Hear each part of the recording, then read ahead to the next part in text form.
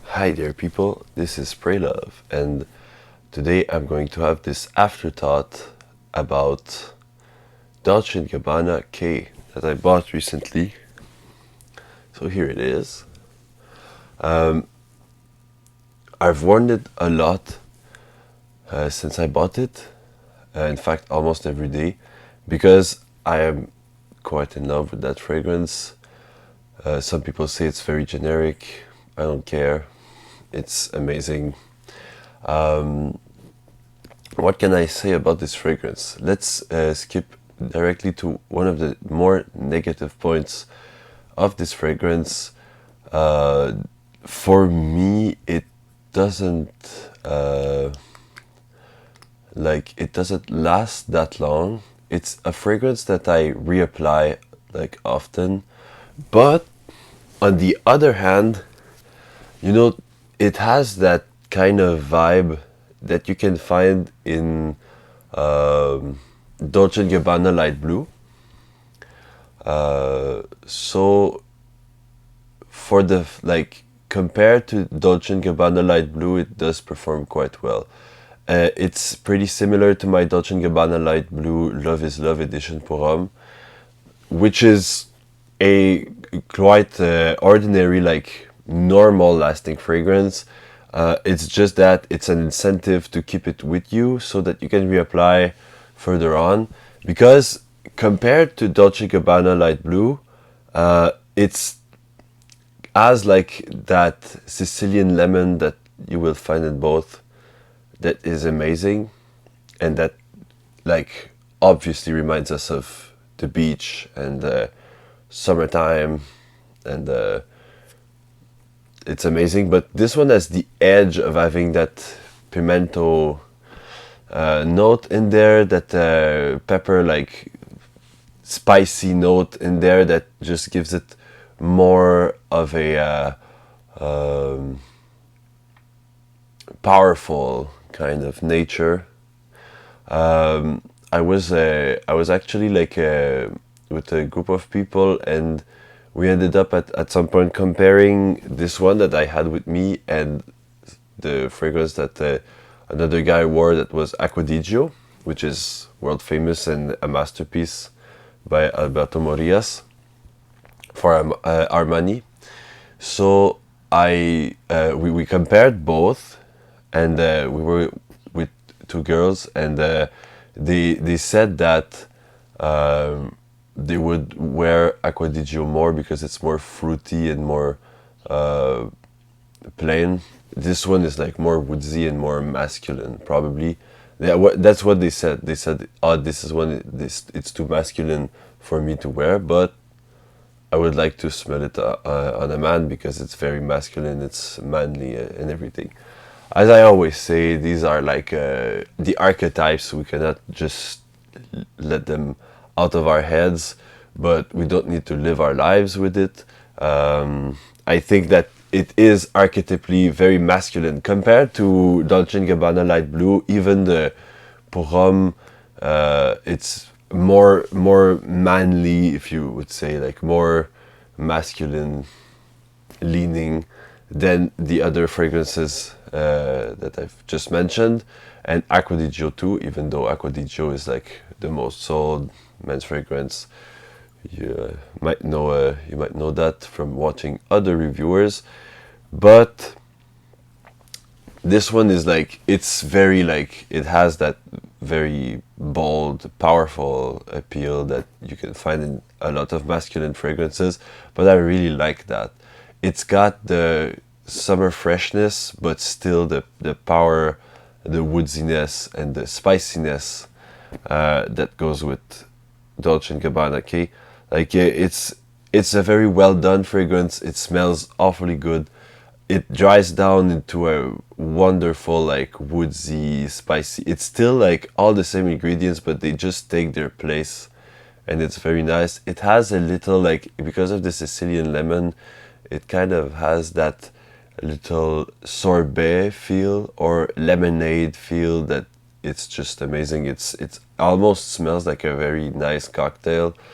Although I don't know any cocktail that taste exactly like that, but it smells like a bit like a gin fruity cocktail that you could find, a gin and lemonade perhaps or something, and pepper. I don't know. It's very nice, spicy pepper.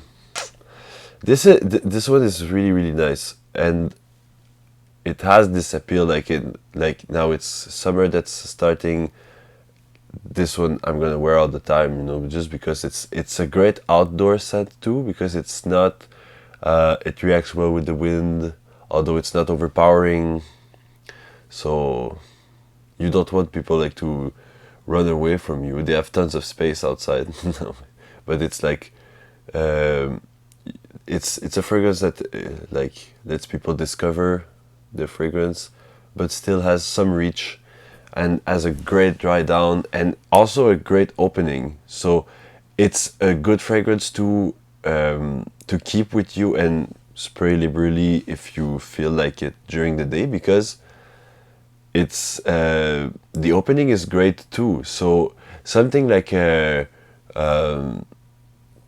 Club de Nuit Intense, some people find the opening too harsh. I really love it myself, but some people will find it too harsh.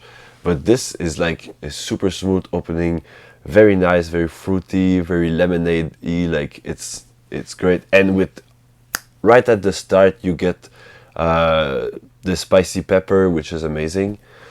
So it's something that I think this fragrance was really overlooked.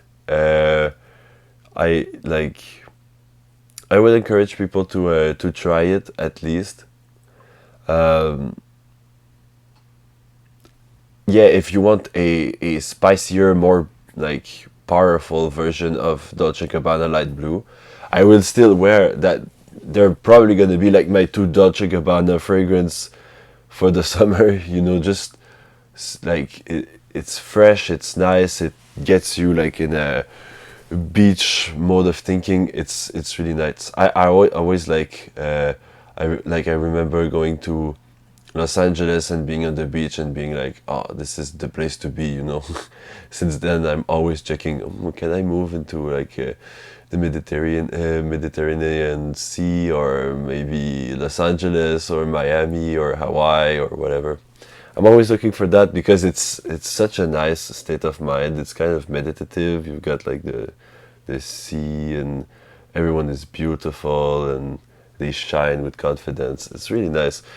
I like the beach. So this fragrance just reminds me of that feel of being on the beach, and it's really nice. And Dolce Gabbana Light Blue too.